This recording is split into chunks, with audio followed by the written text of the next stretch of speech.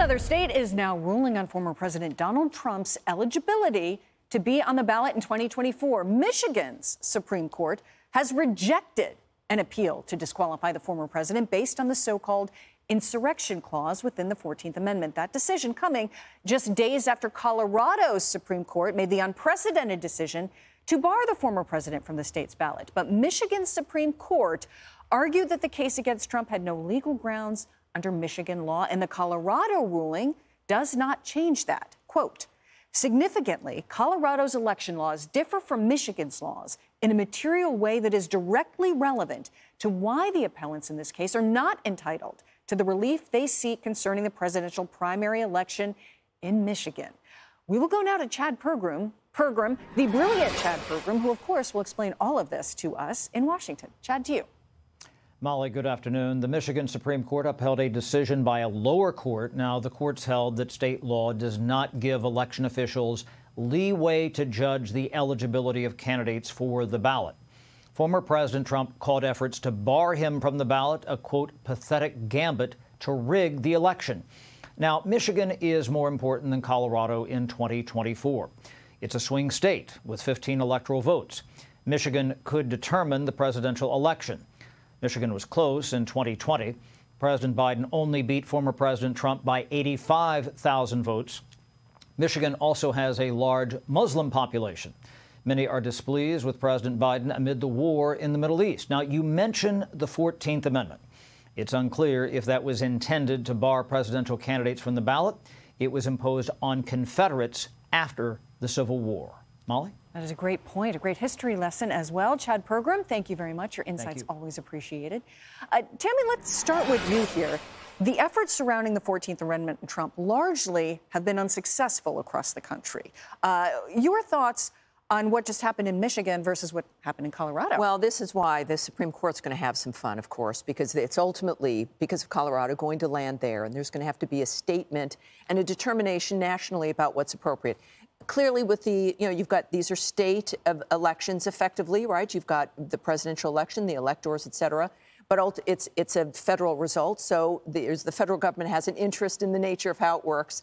But I do think that for Colorado, even for Democrats, Newsom has stopped an effort in California to do the same thing. Most people are realizing that that was an inappropriate thing to do. Even for Colorado law, they're saying, well, he's an insurrectionist. You don't get to declare someone guilty of a crime. He's never been charged with that. He's never been tried on that. He's never been convicted on that.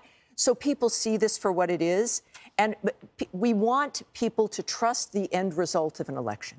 The Democrats never think about the next day. Like, who is going to accept the result of that kind of an election? So I think that's in part what the judiciary can consider.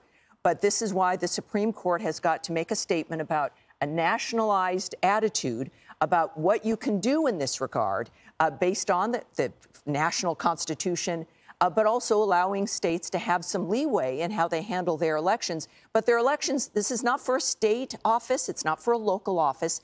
It's for a federal position. And I think this is going to get cleared up. Americans don't like this. We're seeing what the left is willing to do, what even justices are willing to do. And we want some stability and some continuity, and that's what the Supreme Court will give us. Joe, bringing you in here, Tammy made some great points and covered some very basic American law along the way there. Precisely. And here's hoping, to your point around the Supreme Court, Tammy, that decision comes back 9-0, not 6-3, because then we got to hear about how this is the MAGA Supreme Court and they're just doing this to help Trump.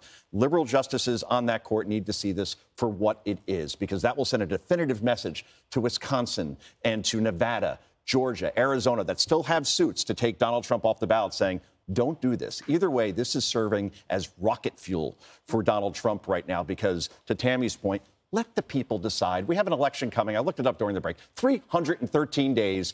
We could decide whether Donald Trump will be the next president of the United States, or will Joe Biden, or whoever the GOP nominee will be. Leave it in the hands of the people, not the courts, Molly. Yeah, and that's the point the critics have made about this, that if this goes forward and he's kept off a ballot somewhere, that then the people in that state don't get to make the call themselves. Kaylee, your thoughts? Yeah, well, I would like to just note, I'm from Michigan. The Michigan Supreme Court is not a conservative bench by any means. It is a majority Democratic bench, just like Colorado's. So it's telling that even the Michigan Supreme Court, which is just as liberal as Colorado's, was able to come to this decision. And I think that one of the things that they wrote in their opinion is important in that states do not have the right to determine the eligibility of the candidate. And that's important because you know who does have the right to determine the eligibility of the candidate? Not just the voters, but Congress. And Congress had 2 opportunities to render judgment on Donald Trump through the impeachment process and refused to do so. They chose not to convict him. That is judgment rendered. So for the Colorado Supreme Court to try and supplant that, to supplant the will of the people through their elected representatives, is extremely anti-democratic. Dr. Nicole Sapphire with our final thoughts. You know, it really is quite incredulous, the lengths that Democrats are willing to go to try and keep President Trump off the ballot. They're obviously looking at the polls. They know that President Biden has abysmal polling rates right now. But it is alarming that they are trying to use the Constitution. Yes, they had the civil lawsuits, the criminal lawsuits, but now these amendments to try and keep him off the ballot. But they need to be very careful, because if they are going to interpret so loosely the 14th Amendment to keep President Trump off of the ballot, really just doing away with democracy in the states, then what can you say to President Joe Biden? Because part of that 14th Amendment is no person should hold office that also gives aid to our enemies. The last time I checked, President Biden has given millions, if not billions of dollars to Gaza, which has gotten into the hands of Hamas, that has now was used in the October 7th massacre. We also give aid.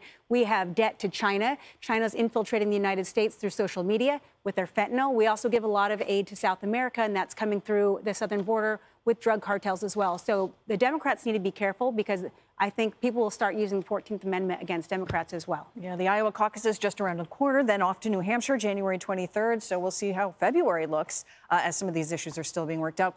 Hey, everyone. I'm Emily Campagno. Catch me and my co-hosts Harris Faulkner and Kaylee McEnany on Outnumbered every weekday at 12 p.m. Eastern, or set your DVR. Also, don't forget to subscribe to the Fox News YouTube page for daily highlights.